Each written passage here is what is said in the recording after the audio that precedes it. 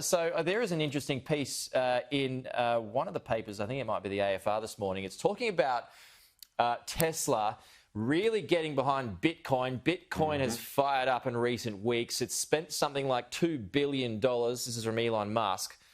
And, I mean, there's no doubt that it is going to energise the value of Bitcoin. But he's also saying that people may well be able to buy cars with Bitcoin. How much of a game changer might this be? Pete, good morning. I'm glad I don't have to do the weather, mate, by the way. So thank you for not putting that on me. I'll happily do the finance stuff instead. This is really fascinating. Look, Elon Musk, so for two reasons. The first is the tried and true, the long-term Bitcoin bulls will see this as yet another sign of Bitcoin's arrival in corporate America and therefore the corporate world. We know PayPal in the past has already said they will accept and allow transfers in Bitcoin.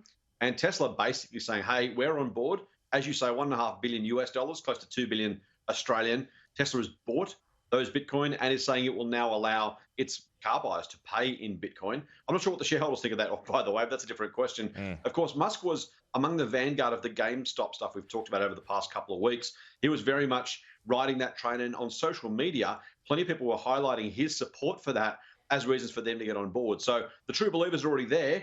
The latecomers, those who would be influenced by Musk and his social media antics, certainly will also jump on that train. I think it is enough alone to see the price of Bitcoin rise, at least in the short to medium term. Whether, of course, that's enough long term, and frankly, whether or not Tesla makes a profit or a loss on that $2 billion investment, that remains to be seen. Yeah. What do you think about this? I mean, is it going to affect its volatility in any way, Scott? And because bearing in mind, there's still so many people who just don't understand how it works.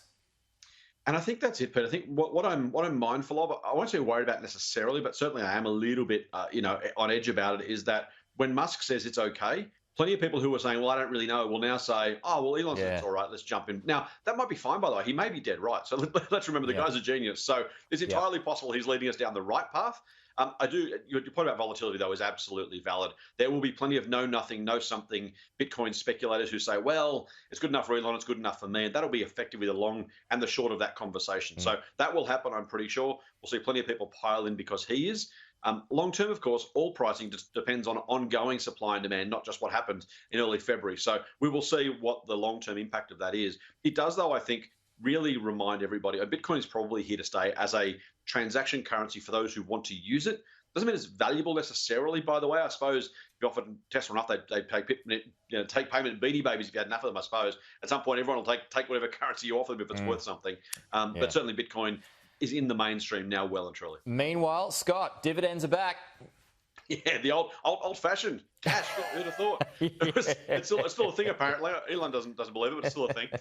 Look, cash is back. Cash is king, obviously, as it always has been. And dividends will hopefully, for those long-suffering self-funded retirees who had a really, really bleak 2020, of course, there are bigger issues with COVID and health, but for those who were trying to live on a self-funded retirement and who were relying on things like bank dividends in particular to pay those bills, 2020 was super tough. We saw banks cutting and deferring dividends. It was a really bleak time. Now, the banks have got a stacked war chest. And we should also say, of course, that the APRA, the regulator, has allowed them now to pay some dividends.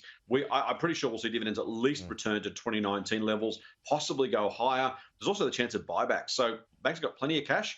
The downturn wasn't as bad as it was feared. The house prices have gone up rather than down. So banks have got no issues.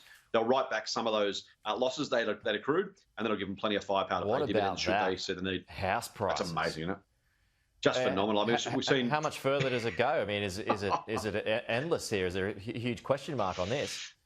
Mate, I mean, it's tempting to think it is endless. If you look at the way Australians are buying property and the prices we're paying, you do wonder, what the calculus is that someone says, hey, now is a great time to be buying. Look, homeowners should probably always be buying, frankly. It's, roof over your head, pay it down, pay it off. Yep.